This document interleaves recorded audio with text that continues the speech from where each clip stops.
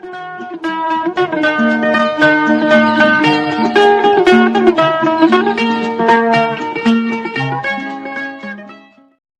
है वहाँ? हम हैं साहब, प्यारे मोहन। वहाँ खड़े खड़े क्या कर रहे हो? खड़ा खड़ा कुछ नहीं कर रहा हूँ साहब, बस आके आके खड़ा हुआ हूँ। अंदर आओ। अरे इधर आ। ये आके आके क्या होता है? 2 बार आके आके का क्या मतलब? साहब जब आपने खड़े खड़े का 2 बार प्रयोग किया तो हमें बहुत अच्छा लगा, बहुत अच्छा लगा।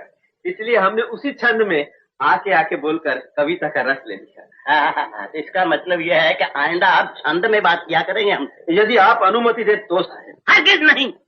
एक प्यारे मोहन, तुम पागल हो, पागल। नहीं साहब, अब तो मैं बिल्कुल पागल नहीं हूँ। अब तो नहीं का क्या मतलब? पहले पागल थे क्या? लोग ऐसे मजाक में कहते थे, लेकिन मैंने कभी नहीं माना कि मैं पागल। अरे कितने दिन पहले कहते थे? अरे बोल बोल। लज्जा आती है साहब। अरे नखरा छोड़ बोल। विवाह से पहले, लेकिन विवाह के उपरांत सब यही कहने लगे हैं कि पागलपन के कोई लक्षण मुझ में नहीं है। हाँ। गलत कहते हैं सब। तुम में पागलपन के सारे लक्षण हैं। कैसे लक्षण? पहला लक्षण ये कि तुम बक बक बहुत करते हो। हाँ साहब, ये दोष तो मुझ में है। तो साहब चंद्रमा में भी तो कलंक है। अन्य कोई लक्षण साहब? दूसरा लक्षण ये है कि तुम अति शुद्ध भाषा में बात करते हो। अब वो तो मैं आपको प्रसन्न करने के लिए कहता हूँ साहब। नॉनसेंस। ऐसे पागलपन से मैं प्रसन्न हो जाऊंगा, ऐसा सोचना ही पागलपन है, समझे? आप समझ गए होंगे, आज बातें होंगी ऋषिदा की एक बेमिसाल और अनमोल फिल्म चुपके चुपके की, जो 11 अप्रैल 1975 को सिनेमा के पर्दे पर आई और लोगों को खूब गुदगुदाया और आज तक उतनी ही ताजा है जैसे कि 1975 में थी। यही कमाल है महान डायरेक्टर ऋषिकेश मुखर्जी का।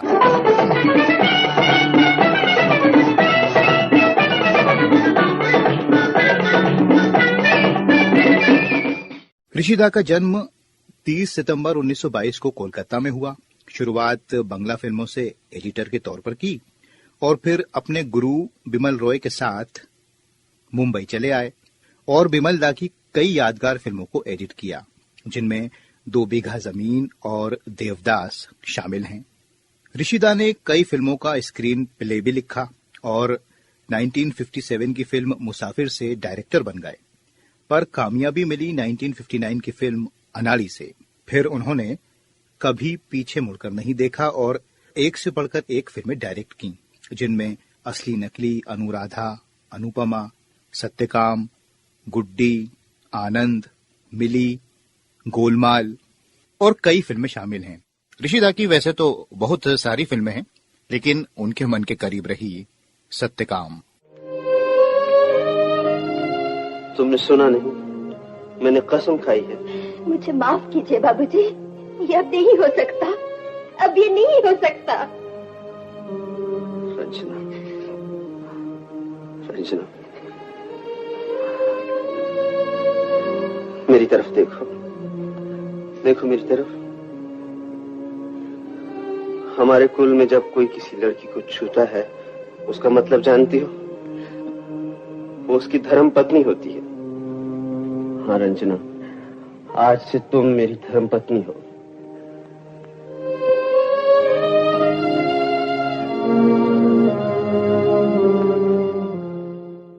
लेकिन आज बात हो रही है ऋषिकेश मुखर्जी की कॉमेडी फिल्म, जिसमें जरा भी फूहड़पन नहीं था। इस फिल्म को 5 साल का बच्चा और 80 साल का बुजुर्ग एक साथ देख सकते हैं। जी हाँ, जिक्र कर रहा हूँ फिल्म चुपके चुपके का। भांत भांत के लोगों को देखा है इस पहाड़ पर आते हुए। कोई घूमने आता है, कोई शहद बनाने और कोई शहद बिगाड़ने भी आता है। लेकिन ये घास फूस खोदने वाले तुम पहले ही आए हो। फिर वही घास फूस? काका, मैं बॉटनी का प्रोफेसर हूँ, लड़कों को वनस्पति शास्त्र पढ़ाता हूँ। लो, अरे खुद तो खराब हुए, बच्चों को भी खराब करते हो।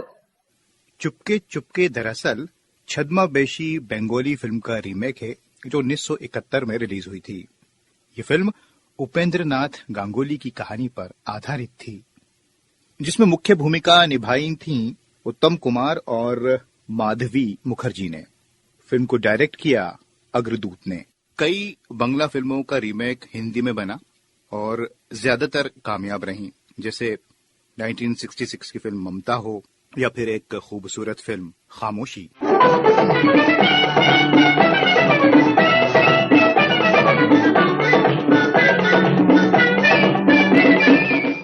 आइए अब फिल्म चुपके चुपके की स्टार कास्ट के बारे में बात कर लें।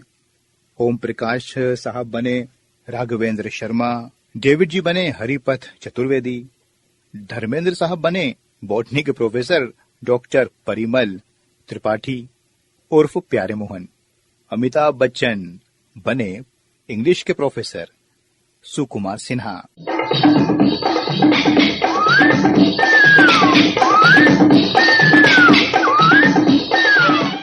शर्मिला टैगोर सुलेखा चतुर्वेदी, जया बच्चन वसुधा कुमार बनी, केष्ट मुखर्जी जेम्स डिकोस्टा, उषा किरण जी सुमित्रा शर्मा। मैं समझाता हूँ आपको। कल ही आपकी चिट्ठी लेकर मैं नौकरी पे चला जाता हूँ। ड्राइवर बन के? हाँ। पहले एक्ट में मैं जाता हूँ, दूसरे एक्ट में यानी कि 5-7 दिन के बाद तुम आ जाना। 1 सेकंड में पकड़े जाएंगे आप। अरे जाइए जाइए, आप पकड़ सकी थी चौकीदार को। मेरी बात और है, लेकिन जीजा जी वो तो सांस सूंघ लेते हैं आदमी की, और फिर वो तो आपके फोटो भी देख चुके हैं। अरे इसके बावजूद भी नहीं पकड़ सकेंगे। रही शर्त, भैया पिछले 20 दिनों की शादी में 20,000 बार इनके जीनियस जीजा जी के गुण सुन चुका हूं। लगता है भगवान कृष्ण का अवतार है। और उनकी छाप इनके मन में बहुत गहरी लगी। कम से कम मुझे एक मौका तो दीजिए, मैं अपनी पत्नी की नजर में स्थान बना सकूं। मैं ये बात साबित कर देना चाहता हूं कि मैं इनके जीजा जी से किसी बात में कम नहीं। पकड़े जाओगे बच्चों, पकड़े जाओगे।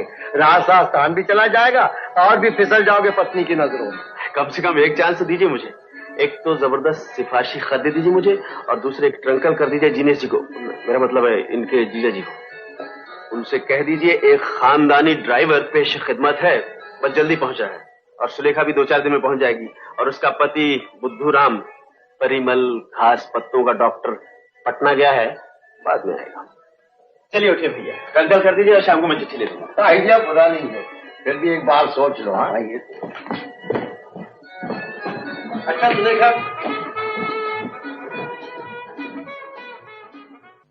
असरानी साहब बने प्रशांत कुमार और लिली चक्रवर्ती बनी लता कुमार श्रीवास्तव। बहन जी आज क्या क्या बनाऊं? जो मन में आए। फिर भी कुछ तो कहिए। परिमल बाबू को बैगन का भरता बहुत पसंद है, बनाऊं? नहीं, आज से इस घर में बैगन का भरता कभी नहीं बनेगा, समझे? जाओ। ऋषिदा ने धर्मेंद्र जी से कहा कि आप एक बार फिल्म छद्मावेशी देख लें, लेकिन धर्मेंद्र ने ये कह के मना कर दिया कि उत्तम कुमार एक अच्छे आर्टिस्ट हैं, उनकी एक्टिंग देखूंगा तो मैं अपनी ओरिजिनल एक्टिंग नहीं दिखा पाऊंगा। और ये बात सच साबित हुई। धर्म जी ने जो काम किया है वो बेमिसाल है। हम इस तरह आ सकते हैं साहब? आओ आओ। हम तो लुट गए, बर्बाद हो गए साहब। अरे क्या हुआ? ये देखिए, 4 रुपए खर्च करके अंग्रेजी की पुस्तक लाए। सोचा था आपके चरणों में बैठकर ज्ञान प्राप्त करें, परंतु ये भाषा तो बहुत ही छल करती है साहब। NO नो, ये NOW भी नो। ताया के लिए भी अंकल, चाचा के लिए भी अंकल, मामा के लिए भी अंकल, ये उचित तो नहीं है साहब। आगे देखिए, तू के लिए भी यू, तुम के लिए भी यू, आप के लिए भी यू, छोटे बड़े में कोई अंतर ही नहीं। अंग्रेजी में ऐसा क्यों होता है? प्यारे मोहन जी साहब, मैं दफ्तर से अभी अभी आया हूँ, थका हुआ हूँ और सर में दर्द भी हो रहा है, मैं जरा विश्राम कर लूं? हाँ साहब, अवश्य विश्राम कीजिए। साहब हाँ। एक तुच्छ प्रश्न है। क्या? ये अंग्रेजी में निमोनिया पी से, मेरा मतलब पा से शुरू होता है। हाँ। ऐसे ही थाइसिस भी पी से आरंभ होता है। हाँ। तो फिर इसे पनीमोनिया और पथाइसिस क्यों नहीं कहते? आप विश्राम कीजिए साहब, बाद में व्याख्या कर दीजिए। बाद में। चुपके चुपके के पहले धर्मेंद्र और शर्मिला टैगोर ने कई फिल्मों में काम किया। अनुपमा और सत्यकाम के तो डायरेक्टर भी ऋषिदा रहे।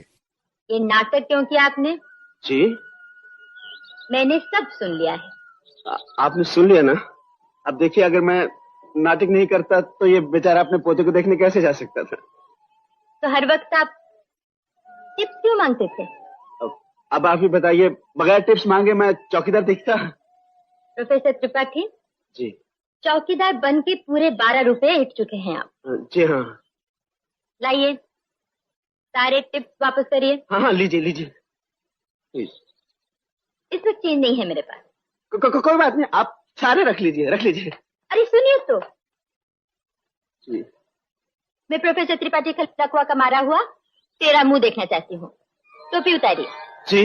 उतारिए टोपी, नहीं तो मैं भांडा फोड़ दूंगी।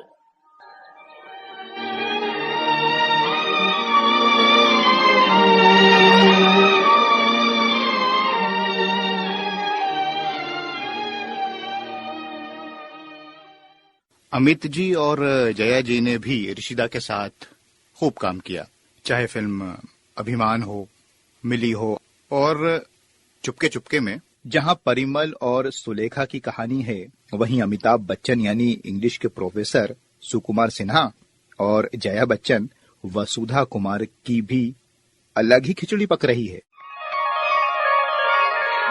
अरे ये क्या कर रही हैं आप? क्यों? आप तो मेरे जीजा जी के दोस्त हैं। जीजा जी? कौन जीजा जी? प्रशांत बाबू मेरे जीजा जी हैं। ओ हाँ, प्रशांत। प्रशांत तो मेरा जिगरी दोस्त है। बैठिए बैठिए बैठिए। क्या करती हैं आप? कॉलेज में पढ़ती हूँ। Very good very good. Subject क्या है आपके? बॉटनी। क्या कहा? Botany. Botany. Very good very good. आप मुझे पढ़ाएंगे ना? हाँ हाँ जरूर जरूर, क्यों नहीं, बॉटनी है ना। एक प्याला चाय मिलेगी? हाँ जरूर। दोस्तों आइए अब आपको कुछ बता दें ओम प्रकाश जी के बारे में। 19 दिसंबर 1919 में जम्मू में पैदा हुए, स्टेज पे काम करने लगे और क्लासिकल संगीत की बाकायदा तालीम ली। फिर ऑल इंडिया रेडियो से जुड़े और ऐसे जुड़े कि मशहूर हो गए फतेहुद्दीन के नाम से पूरे पंजाब में। फिर किस्मत ने साथ दिया और फिल्मकार दलसुख पंचोली ने पहली फिल्म में मौका दिया। फिल्म थी दासी। सिलसिला चलता रहा, इस बीच देश का बंटवारा हो गया। ओम जी दिल्ली आ गए, फिर दिल्ली से बॉम्बे। वहां BR चोपड़ा साहब ने इनकी काफी मदद की। फिर बॉम्बे में पहली फिल्म मिली लखपति, जिसमें आपने विलेन का रोल निभाया। फिर फिल्में मिलने लगीं, जिनमें लाहौर, 4 दिन, आजाद। फिर तो ओम जी ने सबके साथ खूब काम किया, चाहे वो दिलीप कुमार हों, राज कपूर, देवानंद, राजेंद्र कुमार, शम्मी कपूर।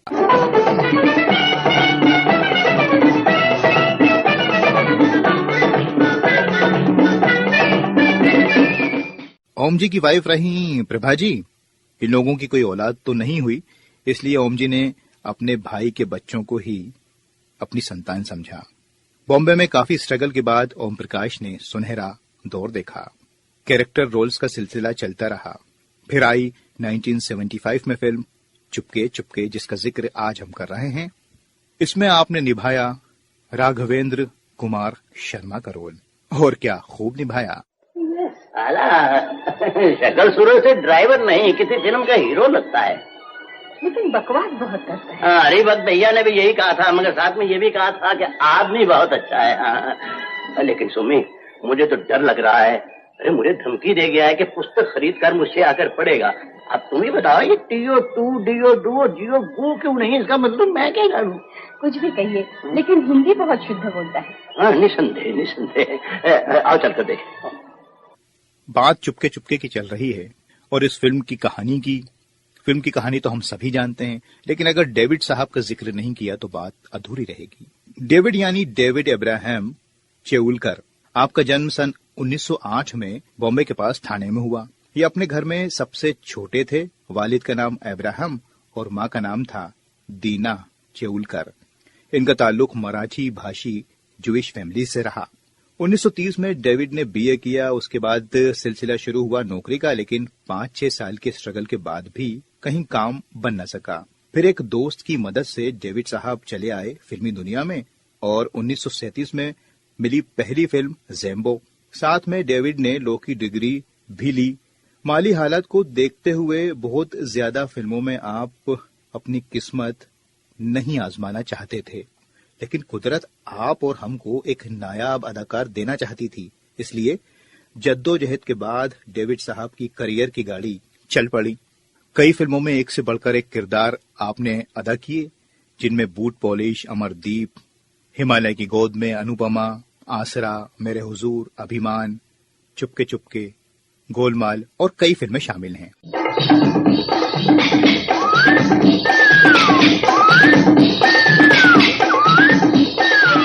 डेविड साहब ने शादी तो नहीं की, कई समय तक इप्टा से जुड़े रहे।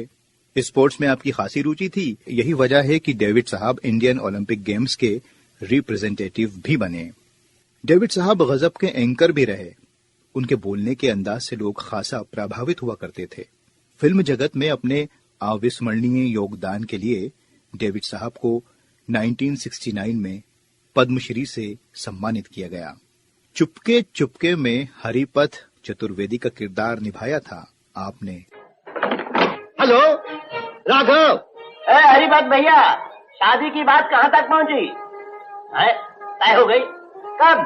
अगले शुक्रवार को। सिर्फ 6 दिन बाकी है और मैं इस उम्र में अकेला कुछ कर नहीं पा रहा हूँ। आप क्या अपनी शादी कर रहे हैं? इस जन्म में कोई चांस नहीं। मजाक छोड़ो, तुम लोग जल्दी चले आओ, संभालो। मगर इतनी जल्दी कैसे तय हो गया सब? उसके भाई भाभी इंग्लैंड में सेटल हो चुके हैं और वो यहाँ अकेला ही रहता है। हेलो, इसी शुक्रवार को अगर विवाह न हुआ तो फिर मुहूर्त 2 महीने के बाद निकलता है और लड़के ने भी इसी शुक्रवार पर जोर दिया है। तुम लोग 2-1 दिन में पहुंच जाओ। दोस्तों, कुछ बातें अब उषा किरण जी के बारे में। राघवेंद्र शर्मा यानी ओम प्रकाश जी की पत्नी का किरदार इस खूबसूरत फिल्म में निभाया उषा किरण जी ने।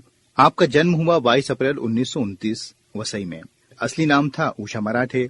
फिल्मों में आपका नाम हो गया उषा किरण।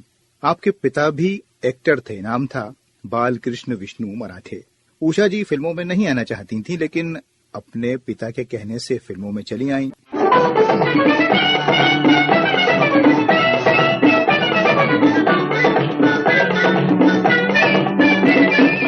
शुरुआत थिएटर से हुई और पहली फिल्म रही कल्पना 1948 में। बाहैसियत हीरोइन पहली फिल्म आई 1950 में, नाम था गोना। डायरेक्टर थे अमिया चक्रवर्ती। इसके बाद 1957 में उषा जी ने फिल्म मुसाफिर में दिलीप कुमार के साथ भी काम किया और हम आपको बता चुके हैं कि यही वो पहली फिल्म थी जिसे डायरेक्ट किया था ऋषिकेश मुखर्जी ने। इसके बाद ऋषिदा ने कैरेक्टर रोल्स में उषा जी को कई फिल्मों में लिया, जैसे बावर्ची, चुपके चुपके। उषा जी ने डॉक्टर मनोहर खेर से 1954 में शादी की। 2 बच्चे हुए, एक लड़का और लड़की। इनकी बेटी हैं जानी मानी एक्ट्रेस तन्वी आजमी। 1996 में आप शेरिफ ऑफ बॉम्बे बनी और 9 मार्च 2000 में कैंसर की वजह से आपने इस दुनिया को अलविदा कह दिया। अरे क्या हो रहा है? गाड़ी के डिफरेंशियल में लफड़ा है, गाड़ी नहीं चलेगी। साहब आज्ञा हो तो परीक्षण निरीक्षण कर लूं? हाँ करो करो। बाप रे, एक लफड़ा कहते हैं, दूसरा परीक्षण निरीक्षण। लगता ही नहीं कि एक ही गाड़ी की बात हो रही है। तुम्हारी तो भाषा ही नष्ट हो गई है बम्बई में रहकर। नष्ट नहीं साहब, भ्रष्ट कहिए, भाषा भ्रष्ट हो गई।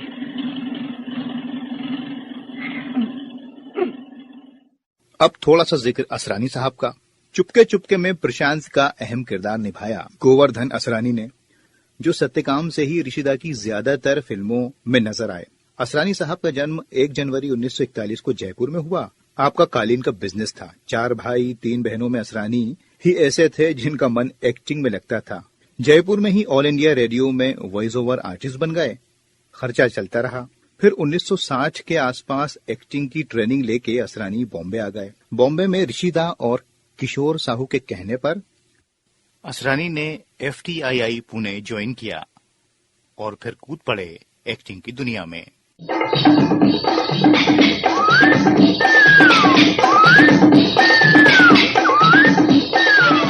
फिर मिल गई फिल्म हरे कांच की चूड़ियां। इसके अलावा असरानी गुजराती फिल्में भी करते रहे। फिर सत्यकाम के बाद बावर्ची फिल्म से असरानी आगे ही बढ़ते गए। शादी की एक्ट्रेस मंजू जी से। एक्टिंग इतनी दमदार कि बालिका वधू और आज की ताजा खबर के लिए बेस्ट कॉमेडियन का अवार्ड दिया गया। खैर, अब बात करते हैं चुपके चुपके के प्रशांत की।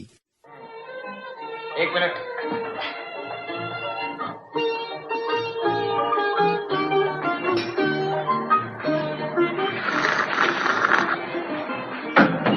ये क्या? ये चाय तुम? साहब ठंडी हो रही थी, हमने पी ली। रख दे चाय। लीजिए साहब। आपने? मैंने झूठी कर दी। बदतमीज, तेरी ये मजाक। Get out, get out. मैं अभी फोन करता हूँ बैरिस्टर साहब। नहीं साहब, तुम लोग नहीं साहब। हमारी टोपी आपके चरणों में। हमारी शिकायत मत कीजिए, हमारी नौकरी चली जाएगी साहब। अबे साले तू! अबे साले मैं ये सूट बूट पहनकर हमारी तरफ देखते भी नहीं। अरे नहीं, ऐसी कोई बात नहीं यार, मगर ये क्या है सब लोग? आएगा तुम्हें? अरे वॉल्यूम कम।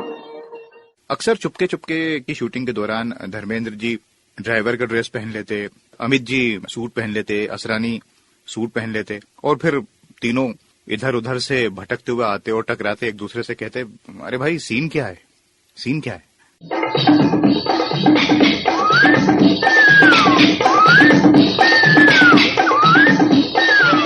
अब ऋषिदा मुस्कुराते। ऋषिदा की आदत थी वो बहुत ज्यादा स्टोरी सीन वगैरह नहीं बताते थे आर्टिस्ट को। ऋषिदा अपने अंदाज में कहते कि अगर आप लोगों को सीन मालूम होता, स्टोरी के बारे में पता होता, तो आप लोग एक्टर थोड़ी होते, डायरेक्टर होते। तो ये अंदाज हुआ करता था महान ऋषिदा का। अरे छोटू, तुम बाहर जाके बैठो। एक लंबे से साहब अंदर आएंगे। इतने लंबे, उनको अंदर आने देना, उनके अलावा किसी और को अंदर मत आने देना। जल्दी जल्दी। तू आ गया। अरे ड्रामा जम रहा है ना? अरे ऐसा जम रहा है जैसे दही। तूने उस बैरिस्टर की लस्सी बना दी बिलो बिलो। उनकी इकलौती साली भाग गई, वो भी साले एक मामूली ड्राइवर के साथ। मामूली ड्राइवर कैसे बोल रहा है? प्रशांत, आज मैंने जब तुझे फोन किया तो सुकुमार ने उठाया और मुझे रात को 8 बजे आने के लिए कहा। आज क्या है? ले, तू आ गया। आइए परिमल बाबू। मजाक मत कीजिए भैया, मैं ये तमाशा करते करते तंग आ गया हूँ। आज तो मैं फैसला करके ही रहूंगा। क्यों, क्या हुआ? अरे जो होना चाहिए था वो तो हो नहीं रहा है, और जो नहीं होना चाहिए था वो हो रहा है। आप लोग तो समझने की कोशिश ही नहीं करते ना। अरे भैया, कभी कभी दो बातें ना होते हुए भी हो जाती हैं, और जो नहीं होती हैं वो कभी कभी होके भी एक मिनट, कुमार, मेरे ख्याल से तुम रहने दो। ओ बहुत सुनो तो सही। मैं वसुधा को पढ़ाने जाता हूं, मैं बन के नहीं तुम बन के। और तुम बन के जो कहता हूं वो समझती है मैं कह रहा हूं। कहता मैं ही हूं, लेकिन वो मैं जो तुम और वो तुम जो मैं हूं, यानी मैं जो तुम। क्या बकरी की तरह मैं लगा रहे? सीधी तरह बात करना। सीधी तरह कहां से करूं? बात तो तेरी तुम लोगों ने कर रखा है ना। देखो भैया, मैं तो सुकुमार हूं ना? लेकिन वहां जब जाता हूं तो सुकुमार नहीं हूं, परिमल हूं ना? और परिमल शादीशुदा है वसुधा के लिए, होना नहीं है ना? हाँ है ना? हाँ। इसलिए जब मैं अपनी बात यानी सुकुमार की दिल की बात कहना चाहता हूं तो वो समझती है कि परिमल जो कम्बख्त शादीशुदा है। कम्बख्त क्या? परिमल जो शादीशुदा है वो कह रहा है, इसलिए बजाय मेरे दिल की बात समझने के वो मुझे परिमल समझ के कैरेक्टरलेस यानी चरित्रहीन समझती है, मुझसे नफरत करने लगी। और ये तो मैं हरगिज बर्दाश्त नहीं करूंगा कि जिससे मैं प्यार करता हूं वो मुझसे नहीं बोलूंगा। तो ये कहना अपने दिल की बात बीच में घुसेड़ कर सब गड़बड़ कर रहा है। नहीं बोलूंगा अपने दिल की बात। नहीं, तुम्हें अपने दिल की बात करने का कोई हक नहीं। मत भूलो कि तुम इस ड्रामे में सिर्फ एक एक्टर हो, और वही करोगे जो डायरेक्टर कहेगा। क्यों परिमल? हाँ, एक्टर क्या है? डायरेक्टर के हाथ के कट पुतले। एक्टिंग मैं नहीं जानता, एक्टिंग आप लोग करो, मैं तो उसे सब कुछ जाके बता दूंगा। हाँ, सब कुछ बता दूंगा। तुम कौन हो, मैं कौन हूं, और आप भी कौन है?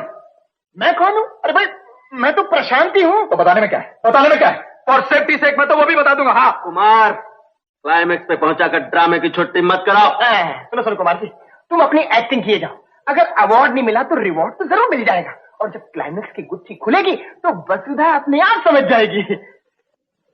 हाँ, लेकिन दिलाते? हाँ, पक्की बात? हाँ। इस फिल्म के बारे में कहना सुनना बहुत मुश्किल है, इतने सारे आर्टिस्ट हैं। कोशिश की कि कुछ कलाकारों के बारे में आपको डिटेल में बता सकूं। कितना कामयाब हुआ ये आप बताइएगा। लेकिन एक बात तो है, जब कभी भी मन उदास हो या घेर ले कोई परेशानी तो बस एक बार आप चुपके चुपके देख लें। यकीन जाने आपको ऋषिदा की ये फिल्म थोड़ा सुकून तो जरूर देगी। इससे ज्यादा मैं कुछ नहीं कह सकता। सलाम है ऐसे महान फिल्म मेकर ऋषिदा को। वसुधा जी, क्या बात, आप मुझे देख के वापस जा रहे हैं? जी नहीं, मैं अपने काम से जा रही हूँ। आप मुझे अवॉइड करने की कोशिश क्यों कर रहे हैं? जी नहीं, मैं ऐसी कोई कोशिश नहीं कर रही हूँ। देखिए, आप मुझे गलत समझ रहे हैं।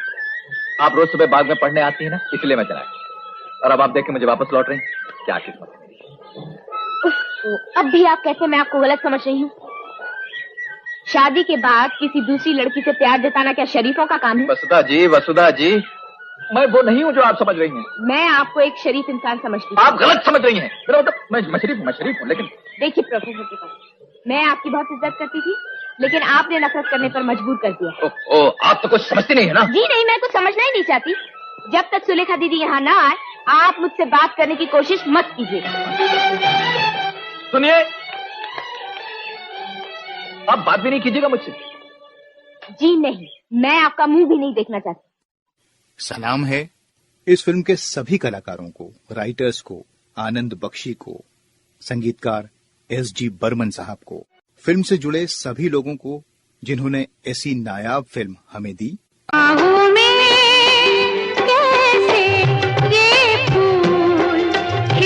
आपके सजन सावन में आग बना था, क्या बनी थी ये सरगम। चुपके चुपके चल पुरवैया को फोटो से रंग दूर मिलते हैं, नजर मिल न सकेंगे दो मन इनमें। प्यार का ये तराना जमाना सुन ले सारे गामा 1 2